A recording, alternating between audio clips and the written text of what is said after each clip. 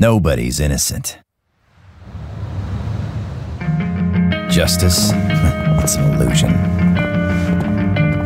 Uncertainty is the only sure thing. Uncertainty creates fear, and fear creates money. Damn, we just drop in truth bombs right out the gate with this game, huh? This hard-ass Steve Blum narrated intro is the opening to the 2005 video game Urban Raid. The game both developed and published by Namco. Urban Raid saw release all across the world on these various dates because, once again, I'm feeling too lazy to say them. Urban Raid follows the exploits of this fellow, Brad Hawk, brawler for hire on his way to a job in the fortified city of Green Harbor, a wretched hive of scum and villainy if there ever was one. One that's rife with every kind of gang-related violence, badasses for hire, and of course, fear, which means there's lots of money to be made off the terrified masses of civilians unfortunate enough to call this place home. As for why Brad's here, well, recently a young man who goes by the name KG was abducted, as well as savagely beaten by unknown assailants. Being a member of a local gang, the Zaps, KG's abduction has pissed off their leader Dwayne, and Dwayne is now on a tear across the city trying to find his boy. For whatever reason, Dwayne has homed in on Chinatown leader Shunying Lee as the culprit. All this conflict rages with the backdrop of the city's leader, Mayor Borden, attempting to crack down on crime by massively increasing government surveillance as well as gating off many parts of the city. Lee contacts Brad to get to the bottom of things while she tries to maintain order in the city. Brad, of course, warms himself up on some street trash before heading to meet Lee, and shortly after meeting her, the Zaps attack her restaurant, and Brad is thrust right into the deep end of this gang conflict. Now it's up to him to locate the missing Zaps member, and of course he does this via running a very legitimate investigation.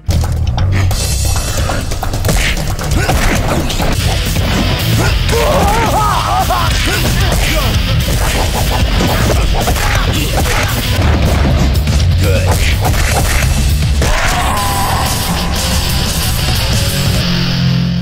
Batman style, of course. As you've likely already inferred, Urban Raid is a 3D beat-em-up adventure game, and one I honest to god think carries big classic beat-em-up energy. Carries it better than a lot of beat-em-ups I've played. Right off the bat, it keeps the story simple, as did a lot of classic beat-em-ups. Most of it's told you via the narrated text box that precedes every level, as well as some limited cutscenes for more important moments in the story. Every mission is also laid out to you very simply here as well. You'll always have an objective for each mission, which ranges from beat up all these guys, beat up this guy specifically, beat this person up really fast, and beat up this part of a person's body, just to name a few examples. Which, story mode is what you'll be doing first, of course, since you have to clear it to unlock a bunch of the game's extras.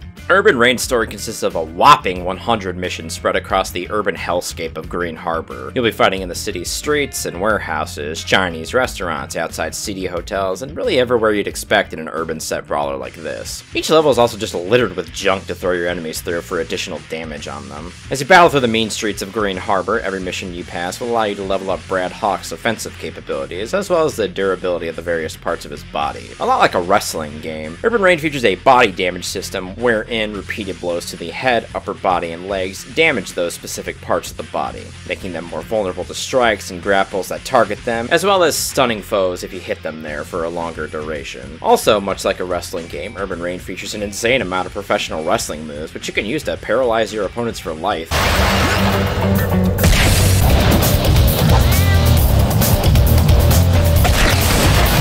Now seems like an appropriate time to break down the game's mechanics, so I'll do that. Urban Raid gives you full 3D movement capabilities with decent walk speed and a sprint for when you really need to get somewhere quick. You can also use this sprint to do sweet backflips off the environment and leap off of your foes as well for an attack. Controls for combat are fairly simple. One button for strikes, one button for grabs, and one button for what's defense, essentially. Even with that simplicity though, there's a lot of depth to this game. Mashing your strike gets you a basic combo, but moving the thumbstick while pressing the strike button will give you more moves to use, like a sweep kick for knockdowns, a roundhouse for clearing enemies away, or just different combinations which can result in stuff like a pop-up for juggling, or just hard kicks that briefly stun targets. Doing a combination while surrounded by targets will also allow you to lash out at all of them. Grabs, grab people. Different grabs done with different thumbstick inputs, of course. Also, an air variation, which works pretty well to end combos with. If you have a partner, you can execute a double team grapple, which, while techable, is completely uninterruptible. Additionally, if you have a person in a grab, your partner can just run up and pound the fuck out of your helpless target.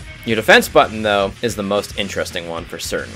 A proper press of the defense button will result in one of a few things. Simply pressing defense will allow you to evade the strikes of your foes, even if 4 of them are trying to brutalize you at once. Inserting a flick of the thumbstick with your defense button allows you to parry foes, redirecting them and setting them up for an easy follow-up combo of any kind. A perfectly pressed defense will result in a super deflect, which can even be executed while you're stunned or being juggled, and allow you to recover from your opponent's onslaught. You also have an evasive roll for repositioning.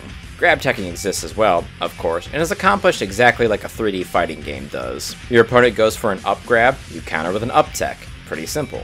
There are some weapons scattered about the game as well, simple stuff like bats and 2x4s, and more fancy stuff like Chinese swords and katanas as well. These weapons can be thrown and even kicked across the map if you strike them while they're flying through the air. There's also muscle milk to restore your health and monster energy drinks to restore your special gauge, but these drops are fairly uncommon. Helpful regardless though when they do crop up. Your most robust techniques for both defense and offense are your special arts, which are accomplished by pressing strike and grab simultaneously. They require a bit of energy from your special art gauge, which is built by evading attacks and savaging your opponents with fierce blows. These special arts range from a simple get off me to vicious strikes or even strike combinations. On top of that, if you press down and do your special move, you will get a special buff state that you can put yourself into. All of these have the added bonus of being 100% invincible to enemy attacks and can be done in a stun state immediately to shake off your stun. Additionally, you have a taunt button, which taunts are always fun to use, but it has a use here in that it makes stunned opponents hobble helplessly towards you for an additional beating. You also have a lock-on button, which the manual states immediately locks onto the enemy closest to you.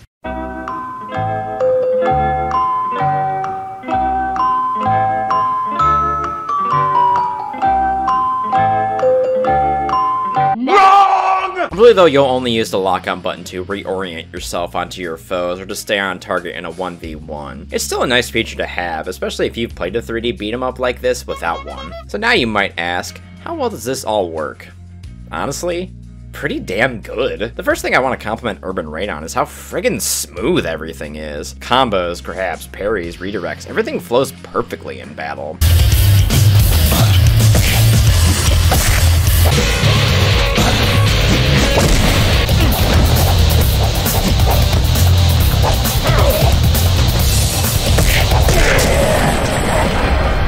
You would think with the sheer amount of stuff you can pull off in a fight, it wouldn't look this good, but goddamn does it look good. I'm gonna chalk up a lot of the moves looking great because of the help of not one, but 2 fighting game teams. Both the Tekken team and the Soul Calibur team assisted with Urban Rain's development, and it shows for sure. Comboing is fun as hell. Blasting street trash into walls for a wall splat, then keeping up with pummeling them is incredibly fun. Throwing people around is satisfying as all hell. Nothing beats delivering a tombstone pile driver to a random street thug, or a stone cold stunner. Shit, they have a rock bottom in this game, and they even do the little snap rock does after executing it. It's awesome. I do wish there was a proper 3D in the game, but I won't complain that much. There's so many other awesome grapples in this game.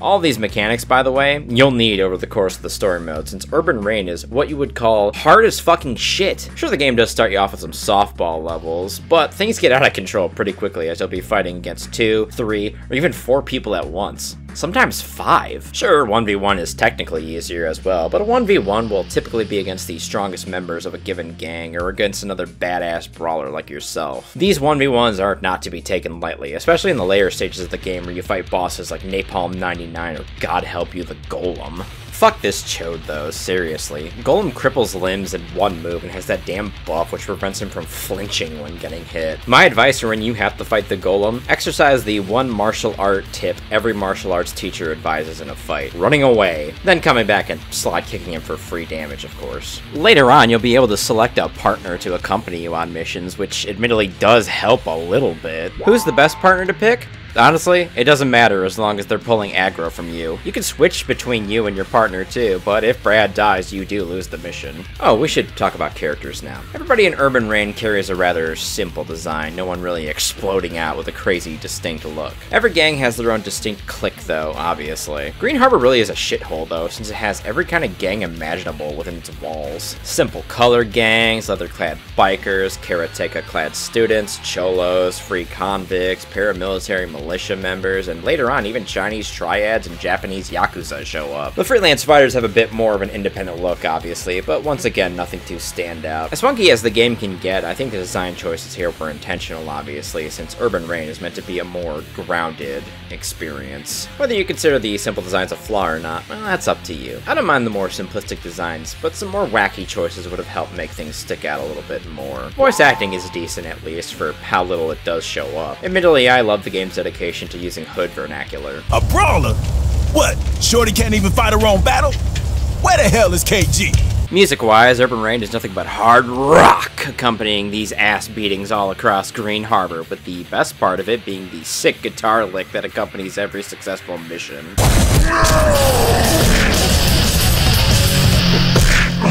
Never gets old.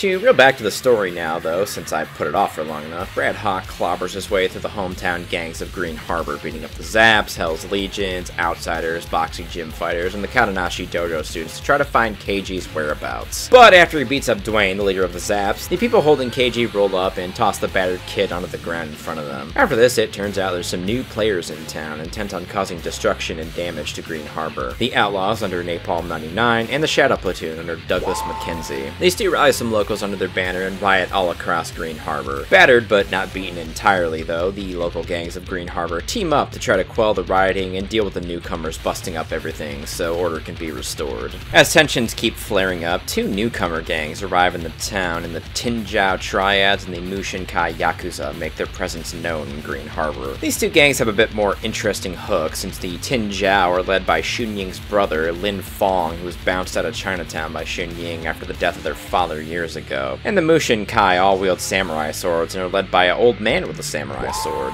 Lin Fong ends up kidnapping Xun Ying for a time too, and it's up to Brad to get her back from the Tinjiao and the Mushinkai. After getting her back from the Tinjiao, Brad Hawk and Xun Ying Li end up in a showdown with her brother and his main lackey, Golem. After you bounce those two fools in an incredibly difficult fight, Brad Hawk turns his attention to the Mushinkai, eventually meeting their leader Shinkai in a cage deathmatch on top of some building. Shinkai's a bitch too, because he has this grab that does like 70% damage. I'm max defense in this clip. I didn't skimp on the defense points. After Shinkai goes down though, Brad Hawk finds a mysterious envelope on the old man's body. An envelope containing a contract between the Mushinkai and dun dun dun Mayor Borden. As it turns out, all this unrest in Green Harbor was by his design. He hired the Shadow Platoon and the Outlaws to kidnap KG so the local gangs would tear each other apart, and then followed this up by hiring the Mushinkai and Tinjiao, promising them a piece of the city in exchange for cleaning everything up. Mayor Borden, of course, would get credit for this due to his enhanced security policies, and he would glide into an easy re-election come election cycle. Armed with this knowledge, Brad Hawk storms the mayor's private office to confront him. Being the slimy politician that he is, Borden attempts to buy Brad Hawk off with money. Brad Hawk rebukes him, of course, since he's a man of principle, and threatens to expose the mayor, to which Borden just laughs at Brad Hawk's lack of proof. Unfortunately for the mayor, Brad Hawk has that little letter addressed to the Mushinkai, and Brad Hawk threatens to sell it on the internet of all things. Enraged, Mayor Borden demands he hand that letter over, and in the smartest move anyone's ever pulled in this game, pulls out the Glock and threatens to splatter your brains on the sidewalk, and lo, the most tense fight in all of gaming begins.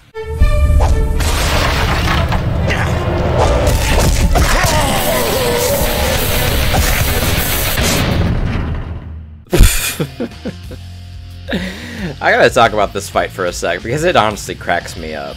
The mayor is not a trained fighter or badass of any kind, just a slimy low-rent politician. He does have his gun though, which can apparently one-hit kill you since it's a gun. I guess the bullet just wanged my shoulder thankfully, and I knocked this twat out in 3 hits. Honestly, I was half expecting the mayor to be some roided up lunatic like Armstrong, but this is just as good. Shout out to this game for the most realistic interpretation of a firearm in any video game ever. With the corrupt mayor taken down and peace beginning to return to the streets, Brad Hawk collects his payment from Xun Ying Li and heads off on his next adventure, bringing the game to an end. After clearing the story mode, you unlock 2 additional modes to have fun with. the free mode, which just lets you play through all the missions in the game again, but this time for a letter grade, and this time allowing you to select whatever character you want to play. And there's this challenge mode, which is just essentially an arcade mode-like experience where you get to fight a ream of one-on-one battles against the AI. You have multiplayer as well, where you and up to 3 friends can viciously wail on each other for funsies. What's great about these modes is the wealth of characters you have available to you. Literally every character you run across in the story mode is unlockable for play, from the weakest street thugs to the badass bosses of each gang. You unlock most of them through playing the main story, but there are also a handful of playable characters you can get from playing free mode and challenge mode, so you have a reason to play these modes. Most of the higher tier bosses in the game like Golem and Shinkai are unlocked via these 2 new modes, but there are a few characters you can get who are never even seen in the main game, which includes the 3 other women in this game, Lillian Evans, an admirer of Xunying Lee, Chris Bowen's sister Kelly Bowens, another capoeira fighter, and Jake's girlfriend Vera, another pro wrestler type. Most importantly though, via one simple play of both the challenge mode and the free mode, you unlock Tekken guest characters Paul Phoenix and Martial Law. Yes, Paul does have his death fist. Damn, I honestly wish these 2 were in the main game somehow. Every fighter also has a file on them, which gives you a little bit of insight into their character, and all of these bios are typically capped off with a joke of some kind. Honestly, they're pretty funny. A member of the city's color gang wants to become a pimp, but doesn't have the style or attention to detail to pull it off. Exudes a whiff of menace, as if he wouldn't hesitate to betray his parents, siblings, or friends. His reputation gone, all he has left is anger towards society. With all that covered though, I think I can confidently end my video on Urban Reign. Urban Reign is a pretty damn fun video game, that's a fact, but don't get it twisted. It is a brutal, unforgiving game. It will test your skills, reflexes, and endurance. But as you play, you'll find yourself learning, and as you learn, you'll start to survive the thugs sent your way, and after that, begin to thrive on the streets of Green Harbor. The fighting looks and feels fantastic, with the only real drawback gameplay-wise being the occasionally frustrating camera to battle alongside the thugs. The character designs are simple, and the story is kept fairly minimal so you can get back into the action very quickly. There's also a huge plethora of modes to enjoy, and a ton of unlockable content you can grind towards. Or just use a cheat code to unlock. I'd love to see a modern sequel to this game. It really feels like a more modern embracing of the classic beat-em-up genre. Shoutouts to Ozeloto for suggesting this game. I had a blast playing this one. Anyways, my name, as always, is HadesManticore, and this here channel is City State Manticore. Thanks a ton for watching if you did. Drop a fat like if you enjoyed, and leave a comment if you're feeling froggy. More content to come, so subscribe for more. I will see you all in the next video. Goodbye.